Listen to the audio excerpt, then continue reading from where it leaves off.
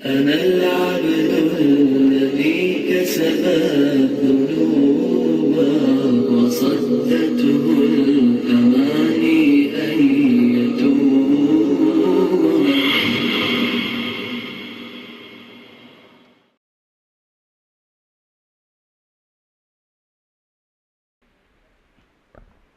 جناب محترم قاسم سید صاحب، مدیر روزنامہ خبریں دہلی تشریف فرما ہے. میری ان سے درخواست ہے کہ وہ مائک پر تشریف لا کر اپنے مختصر تاثرات سے ہمیں نوازیں.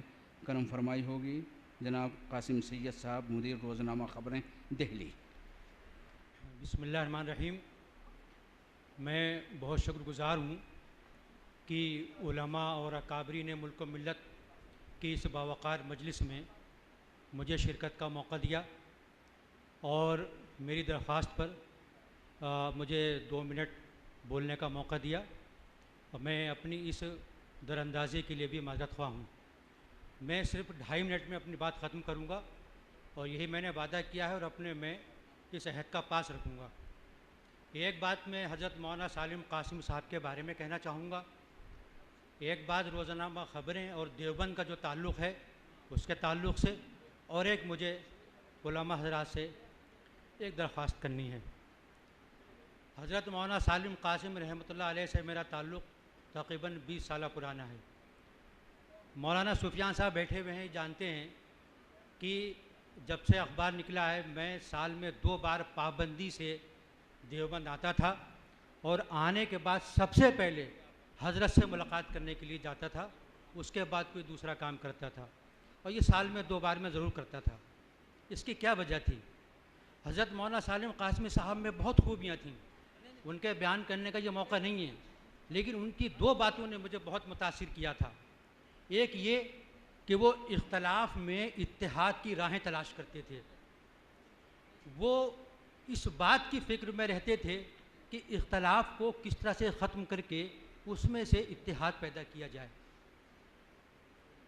اور اس کا ایک عملی نتیجہ یہ تھا کہ اتحاد کی راہیں تلاش کرتے کرتے کوئی ایسا نتیجہ سامنے آ جاتا تھا جو سب کے لیے قابل قبول ہوتا تھا. دوسری بات، ہر معاملے میں ان کی اعتدال پسندی. وہ جماعتی، مسلکی، برادری، خاندانی تمام مثبتیوں سے پاک تھے، ان سے بہت بلند تر تھے. یہی وجہ تھی کہ وہ ہر مجلس کے لیے، ہر محفل کے لیے، ہر جماعت کے لیے قابل قبول تھے. جب کوئی تنازع ہوتا تھا، جب کوئی مسئلہ ہوتا تھا تو لوگ ان کے پاس آتے تھے. مشاورت کا ذکر ہوا ہے کہ مشاورت میں اتحاد پیدا کرنے میں ان کا ایک اہم رول تھا.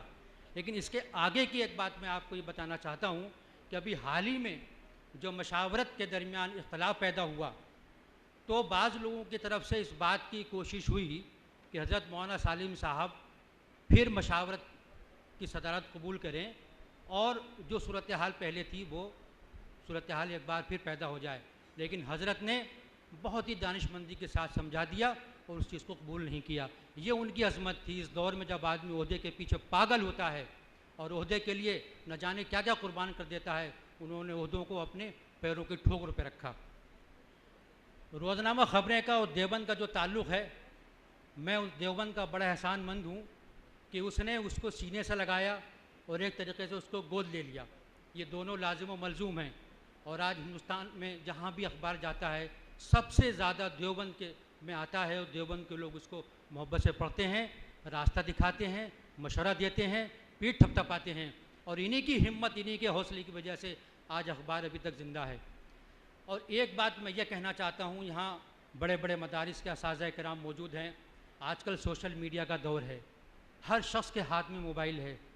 نہ جانے کیا ہو گیا ہے کہ ہم جب اختلاف کی باتیں سوشل میڈیا پہ دیکھتے ہیں تو وہ اختلاف مخالفت سے نکل کر دشمنی کی حدوں کو پار کر جاتا ہے. اور اس کے اندر نہ کوئی اکابرین کو چھوڑتا ہے، نہ کوئی علماء کو چھوڑتا ہے، نہ اس سے اختلاف ہے اس کو چھوڑتا ہے. شاید وہ تمام مہذب گالیاں جس کی گنجائش ہو سکتی ہے وہ دی جاتی ہیں. اور بدقسمتی کی بات یہ ہے کہ اس میں زیادہ تر ہمارے نوجوان علماء بھی شامل ہیں. میری سمجھ میں نہیں آتا کہ تعلیم میں کمی ہے یا تربیت میں کمی ہے یا ان کی صالحیت میں کمی ہے. آخر کہاں کمی ہو رہی ہے؟ میری درخواست ہے کہ اس پہلو پر توجہ دی جائے اور اس بات کی ان کو تلقین کی جائے کہ اختلافوں کو حدوں میں رہنا چاہیے.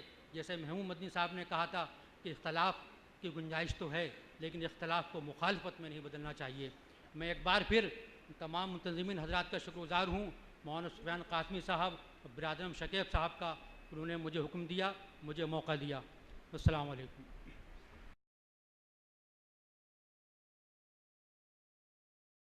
أنا العبد الذي كسب